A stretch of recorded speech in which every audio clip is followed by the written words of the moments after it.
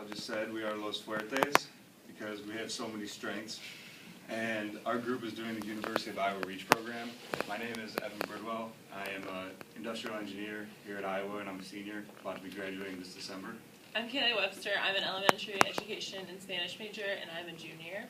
My name is Fa15. This is my first year at the University of Iowa, and I'm studying entrepreneurial management and accounting. I'm Mallory Killian. I'm a first-year student with an open major. I'm Emily Bradley. I'm also a first-year student with an athletic training interest major. I'm Kelly Schultz. I'm a first-year student as well, and I am a human physiology major. To start, raise your hands, how many of you knew in college or in high school what your options were, like post-grad? Nobody? Yeah? Thank you. So, what were your options when you graduated high school?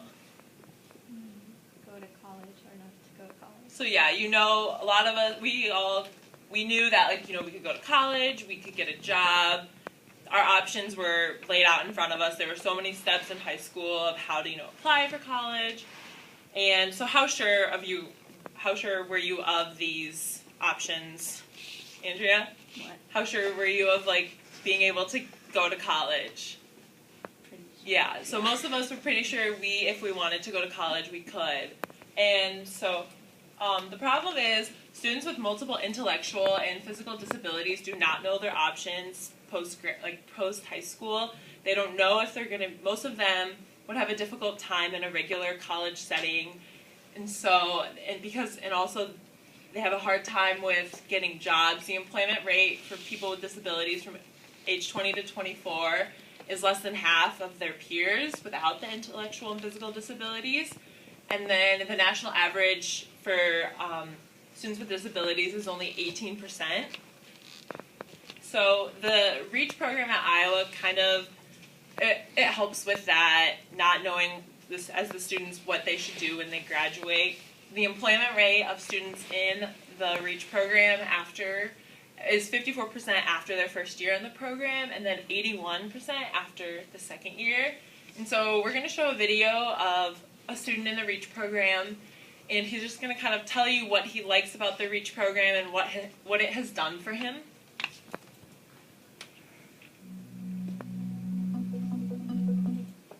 Football and basketball games, really excited to go to. As Lucas is at the UI REACH program, he's becoming more aware of who he is as a person and where he wants to go. Without UI REACH, I would still be living with my parents back at home. It's a little bit better.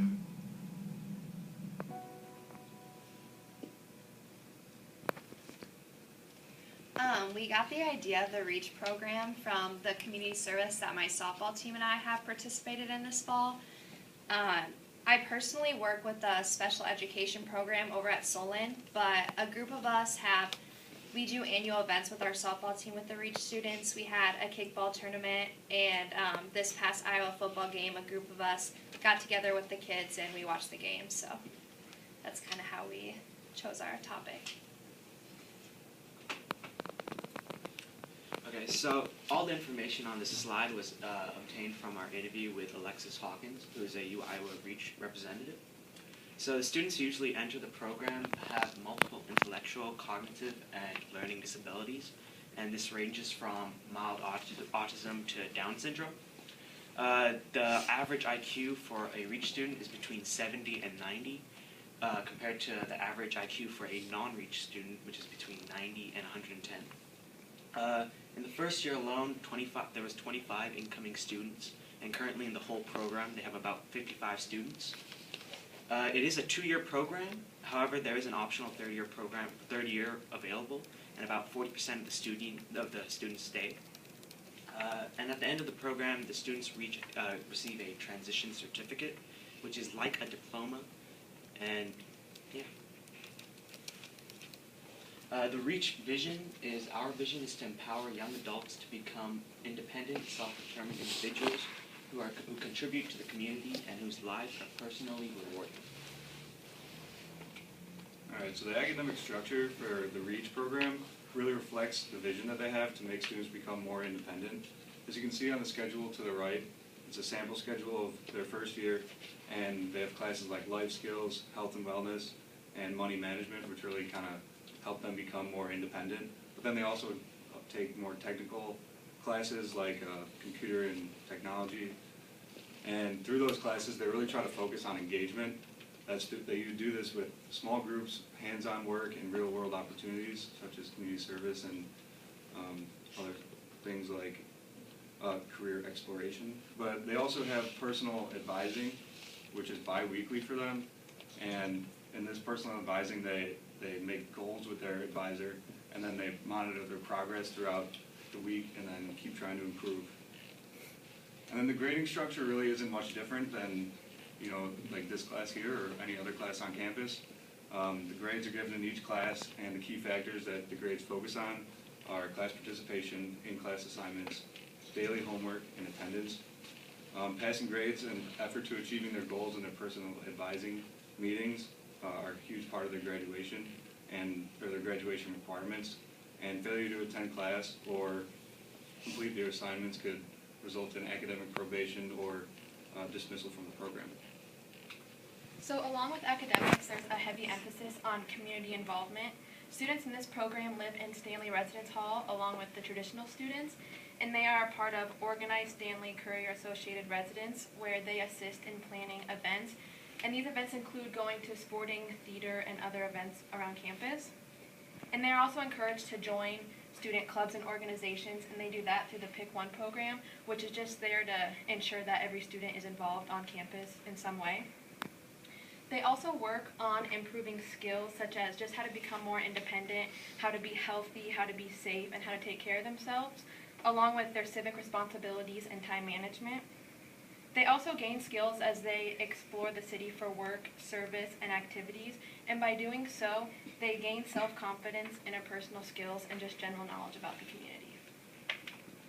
So for job preparation, the REACH program really helps with getting involved in like the working environment and preparing them for that. First year students focus on general skills that employers look for. They start to like find paths that might interest them in the career world and start looking into that. And then the second year students are able to actually go out into the community and they start working on resumes and like how to network themselves. They network themselves, and when like they do their resumes, like it's just so they can like start working on interviews and hopefully look for internships and jobs. So at this juncture, you may be wondering how you can get involved with REACH. One of the main ways that we looked at how to become involved with REACH was to become a REACH RA. And we were able to reach out to Joshua Abdo, who is a REACH RA and lives in Stanley, as Emily had mentioned. And basically, we talked with him, and he says that basically he has all the same responsibilities as a regular residence assistant, but his job differs in that he places a special emphasis on really building relationships with the students and having social interactions and conversations and really building friendships with those students. He said that skills and qualities that have helped him to succeed are his active listening and patience, and lots of patience. So we were just able to talk with him and realize that that was a really good opportunity to get involved with REACH. You can also become a tutor and help the students with